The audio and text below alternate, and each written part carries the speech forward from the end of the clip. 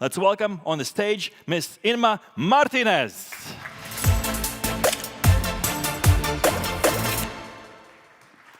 Good morning, everyone. I just want to start by saying that these are the places where people really get ignited and you network and eventually you start out a venture, and I hope that you can all achieve these. When we talk about space, we consider space the biggest place of action today because across cultures and millennia, humankind has always explored. We have explored everything that we could encounter on Earth. And now we look at the stars and we're venturing into space to make it our ground. So it's not a dream anymore, it's a reality. And I hope that I will make you see it just like all of us here that have come to share with you the experience. And as a scientist, I usually go around the world talking about, what technology can do for society, how we create progress. But in 2018, the European Space Agency invited me to collaborate with them with one of the most important missions in space for inspiration, meaning we want to inspire the private sector, both the funding and the commercial side of it, to come to space and help us build the progress of the future.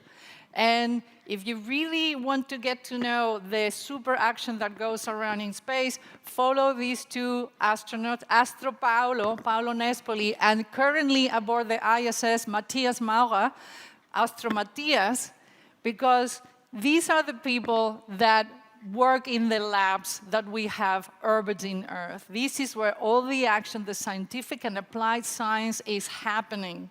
And also, Astro Paolo is the best pilot that any space agency has ever had, because this is the guy that has piloted the most missions, including American astronauts, just as a small note. Now, before I moved into technology, I used to work in infrastructure finance. And many people think that infrastructure finance is building bridges, water projects, construction. But it's not about just building stuff. It's about creating economic progress. So this is the Öresund Bridge, which connects Malmö in Sweden with Copenhagen. And when we built and financed this project, it was the last one I did, it wasn't because Sweden and Denmark had a traffic problem. Oh my God, so many cars. What are we going to do? No. It wasn't about cars. It wasn't about traffic. It was about creating an economic zone. It was about enhancing communication, bringing people into the area. And 20 years later, the Meditech of Sweden is there. Incredible startups are hubbed there. And the region generates close to 30% of the combined GDP of Sweden and Denmark. It's not a joke. Infrastructure creates economic wealth, and that's what we're building in space. So when infrastructure addresses the problems of the world, inevitably natural resources come. And when we build water regeneration progress, it's not just about cleaning the water around big urban centers. Today, we are addressing very, very big problems in which the space industry is coming to help us solve, such as arable land is decreasing, so we'll run out of food eventually, and also the resources from water. Water is one of the biggest natural resources we need to look after. And the space industry has been monitoring this for ages. But most importantly, energy. We used to think that the Earth was big, but currently in this new century, we've noticed that humanity is big. We're reaching very soon the 10 billion humans on this tiny, minute, very fragile planet. And energy in this big digital society is going to be the resource that we're going to need if we continue to develop digitally into the future. So the space industry has created a concept about in situ reutilization, meaning create energy out of everything that is available to you in sustainable ways. And according to calculations, compound calculations, we'll probably run out of energy in about 200 years. And by 2060, even if you were putting photovoltaic all over the Earth, it would not be enough for the amount of energy, the watts that we will need in the future. So we need to explore new ways of creating new energies, and that is precisely what we're doing in the space industry. Biofuels, chemical compounds, even formulations that are creating at zero gravity. That's what we do out of Earth. So to show you how something so enormous can really happen and be a reality, I always like to explain to people how the internet began. And I like this quote from the famous film Lawrence of Arabia.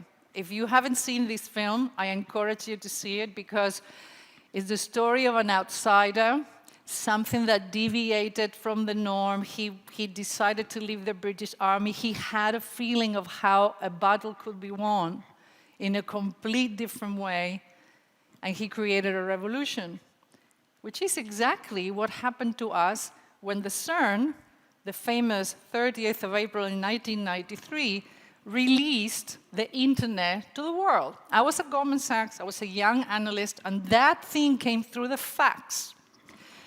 Now, as you can appreciate, it's not signed by Tim Berners-Lee, the inventor of the internet. It was actually signed by the bureaucrats. And it's more a letter of disclaiming, like, here's the internet, these are the servers, this is the HTML code, you can use it for whatever you want to, but if something goes wrong, the CERN has nothing to do with this hell. That's how the internet was made public. So in the early days, when I was a technologist, I used to arrive at meetings where people would not understand what the internet was, and I had to start the meeting by saying, hello, my name is Inma Martinez, I come from the internet. And that really got their attention. You're like, this is the Star Trek weirdo. And look at us now. We're living in a digital society. So our efforts to create a civilization out of Earth are just now, like these two pieces of paper, they're beginning to happen in about 20, 30 years, even sooner, as I will show you, it will be a reality. So think about that. When, in the 1950s, two CERN scientists and administrators began to conceive the notion that Europe should probably create space ventures and missions, Europe was depleted by a horrendous war. Our souls were crushed. Our economies had to be rebuilt. But yet, our DNA of explorers, which fundamentally is part of a huge DNA that we all have in this room, could not sit still. We had to explore. We have to join this new venture. So they are the founding fathers of CERN, of ESA, but with a slight twist. They wanted the European space efforts to be collaborative, not political, like other space agencies, but for scientific collaborations and commercial endeavors. And that is exactly what ESA has delivered to the world. It is the space program that works amicably and collaboratively with every single space agency. Everybody is our friend. We have added value to everyone. And that's the spirit of entrepreneurial endeavors in Europe. So at the beginning, when NASA was sending, and Roscosmos were sending orbiters, the Europeans wait, and then they go and launch incredible stuff. So here's Rosetta, which is a comet hunter. What is that? It means it latches onto a comet at high speed and rides it like a big kahuna wave. And Rosetta is the only comet hunter that has achieved that, getting data as much data as it could of the composition of this comet, of every single temperature reading, the flares, and also close to 70,000 images that were sent back to Earth with its camera, OSIRIS. So now, when you think about Silicon Valley and what we can do in tech, think about this. Think about sending images from a burning comet on fire as you are latching onto it. That's the stuff of dreams. That is what we do. And of course, we look after Earth. Now, we have moved from scientific missions, Rosetta, to commercial missions. The All-Lagrange mission, which is studying this exoplanet, is now a commercial project. In May 2021, the ESA sent a request for information, request for proposals to many commercial companies to become consortiums and propose how they can come and help us in this mission. And also, they decided, okay, since this is going to be a commercial endeavor, let's just give it a name rather than Lagrange. And they even put the name to voting. So now it's called the Vigil mission. This is what we do. This is one of the biggest projects that has been tendered for commercial exploitation. And of course, we have been going to Mars for 15 years. We've been sending robots to exoplanets and to the Mars surface because eventually we realized that this is the twin brother of Earth. Mars was a planet that had a very similar biosphere to Earth. It's only that the sun radiation really burned everything to the ground. But we are putting our eyes there. So we do it in collaborations, in commercial partnerships. That's how ESA moves into these missions. And probably the biggest one right now, with a target of 2025, just in 3 years, is a human presence on the surface of the moon. A permanent base of humans on the moon. We have a permanent base orbiting the Earth, which is the ISS. It's been doing it for 20 years. But now this is our dream. Scientists living and working on the moon. Now, when the Americans agreed to collaborate with us, the Americans are building an orbiting station, Artemis, around the moon, kind of like the ISS, and we said, no, we're going to go into building a village. The Americans talk about going to the moon as going back to the moon, whereas we talk about moving forward to the moon. It's an interesting concept. We consider a space exploration, a movement towards progress, a movement towards, the innovation of our civilization. So these are the energy resources that we're planting there, and also who's designed this. One of the most famous architecture firms in the world, some that build the Tower in Chicago, the Burj Khalifa in Dubai. So we have expanded into working with any industry that can help us visualize and execute this dream. And energy is what we're going to do there. We're going to create human labs that will live permanently there, but also trying to create energy resources. There is a massive deposit of water in the southern pole of the moon. We're going to put this base near the Shackleton Rim, but it will be about creating in situ reutilization. We're going to create fuel, energy, we're going to grow plants. We are going to attempt to have a presence on Earth's satellite. And every single industry involved in smart cities and urban planning are coming to the project. So this is a huge commercial project for ESA and for the space industries. It's about demonstrating that we can create new energy sources and that we can have working labs on the moon, which, by the way, is a horrendous place to live because it's full of radiation. The regolith, the dust of the Earth is just really attaching to your suit and everything. It's just a hell to live there, but we're going to put ourselves to the limit. This is what we do. So mining. Why are we mining the moon? because we want to experiment creating new sources of energy.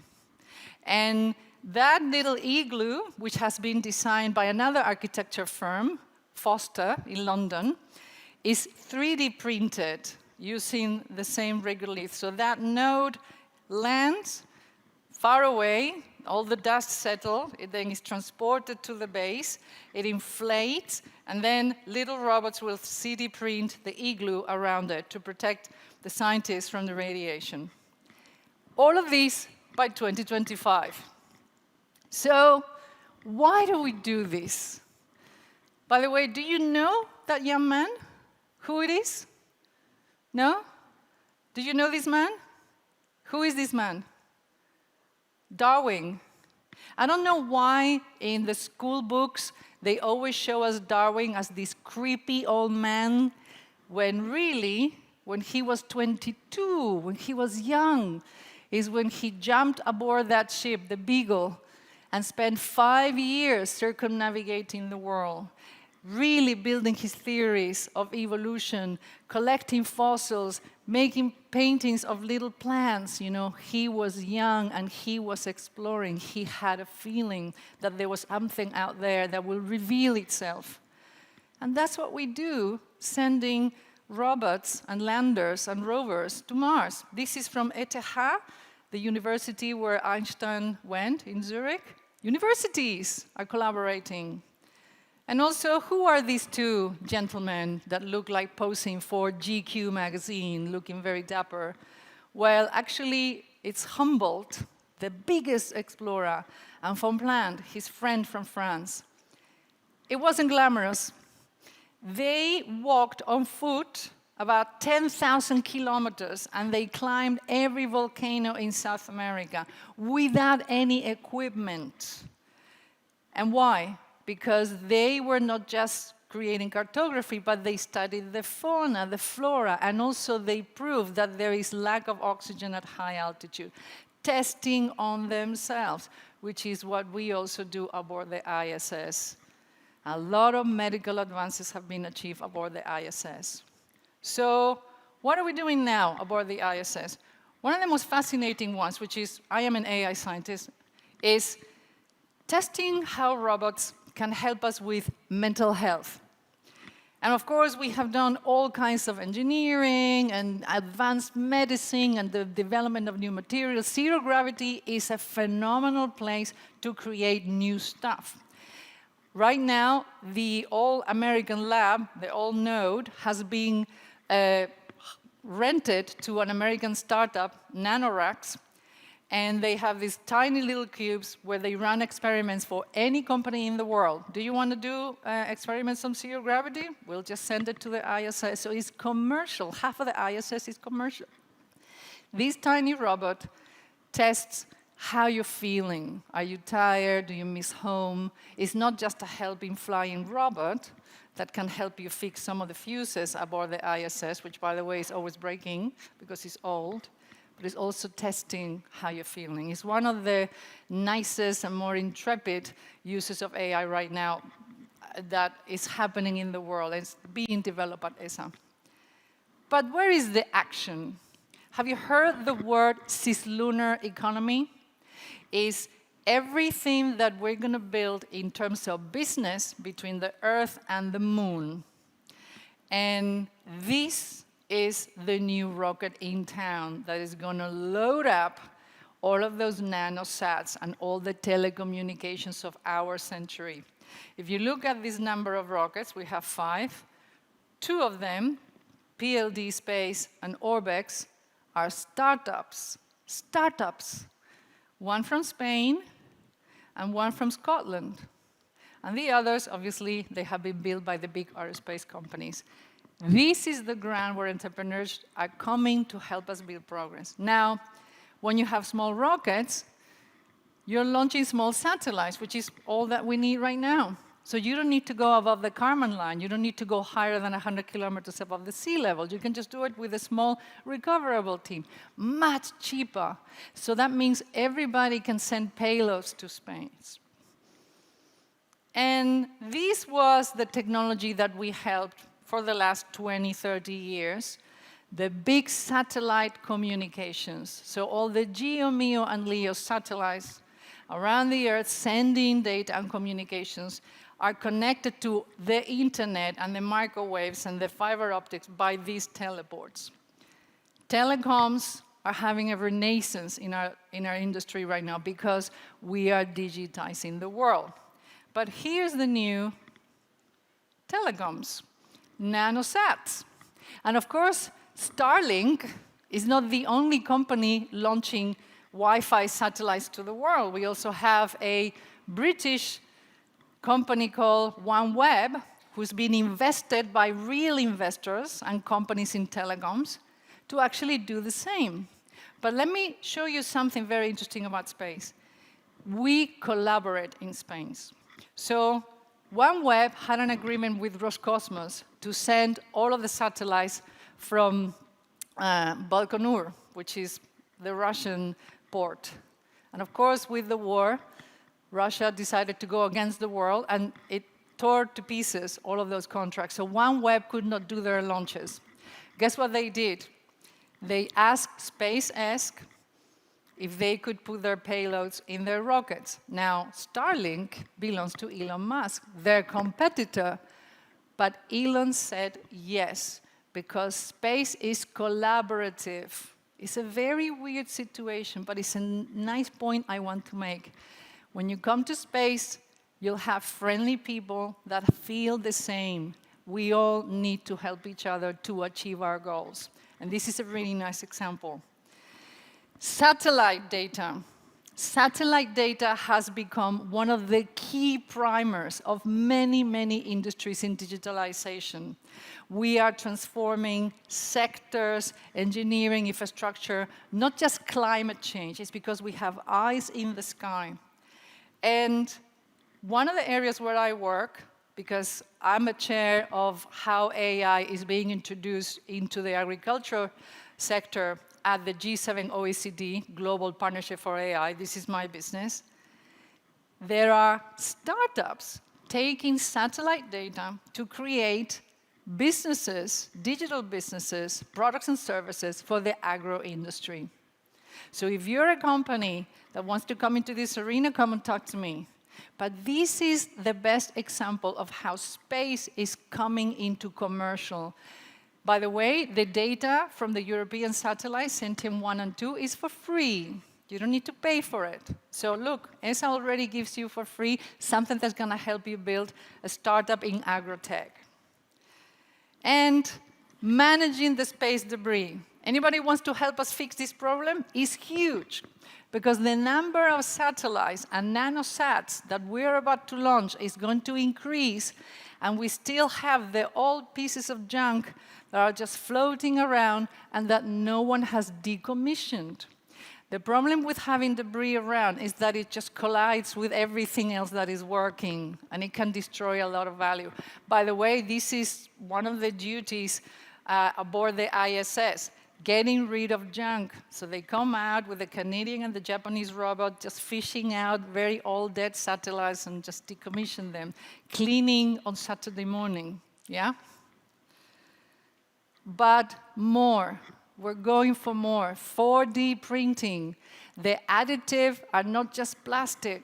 Many startups are investigating biomaterials that can help us build construction that is, reactive to thermal changes, also body parts that are going to be embedded in the human body and that will adapt itself to our biology.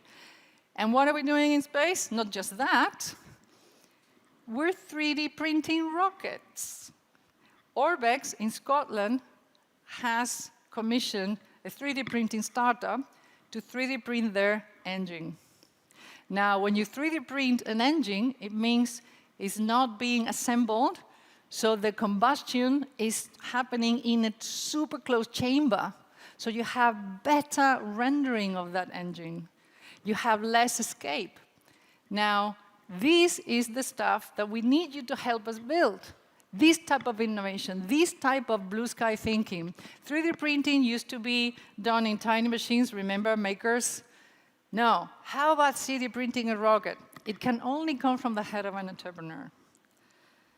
So how big is the new space? It's enormous. Currently, 10,000 startups worth about $4 trillion US. And still, we have so many things to fix, so many things to address. What we need is your imagination, is the naivete of the entrepreneurs and the young scientists that think in creative ways. That is what we need, so that all of these missions and new ones can really address not just the problems that we need to solve here on Earth, which are a lot, but also help us venture into the galaxy, which is really our home, not just Earth. This galaxy is our home, and this is where we're moving. So if you want to see the report, it's produced by this analytics company, Space Tech Analytics, and just go and read where you could fit in. There's always a way in which an idea that you have could really make a lot of sense and add value in the space industry. So I wish you what we wish everyone at the beginning of each mission, Godspeed. And what does it mean? The real translation is, may the force be with you. And that's what I wish all of you, and Latvia, who has recently joined as a full member the European Space Agency, and everyone in this room and anybody that is connecting. Ad Astra, let's dream around the stars, what we can achieve there, even if it's difficult. Thank you very much. Thank you. Thank you, Inma. Wow. You had me on every single word in this presentation. Kudos to you. Wonderful, wonderful presentation. You see in front of you a room full of scientists, of entrepreneurs, of people who might have latched on to this idea of being part of this huge space race. So in front of us are 2 days of talks, of discussions, of presentations, of people networking.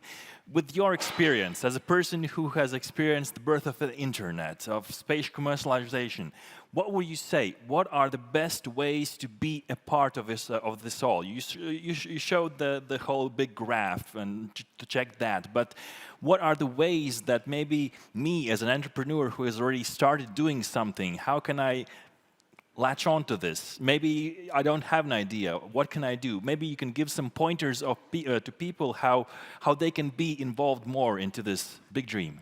Well, the big dream is if you have ideas about how to solve transportation, telecommunications, how to create energy sources, how to further meditech, biomaterials, all of that has room in the space solutions of ESA. But even if you have something that has nothing to do with this, join ESA solutions, because sometimes you arrive in a room and you see what everybody else is building, and then you say, no, no, no, that should be done like that. And that is the blue sky thinking that happens when you work in the science community. But the scientists of today, the young people of today, working applied science. And at least I'm talking about my students. You want to build science that's going to help, that's going to solve something. This is the mindset of the young people of this century. And that is what we need, and that's why we have created all of these things, and we'll create more. Ladies and gentlemen, she's a mountain mover. Ladies and gentlemen, Inma Martinez. Thank you, thank you.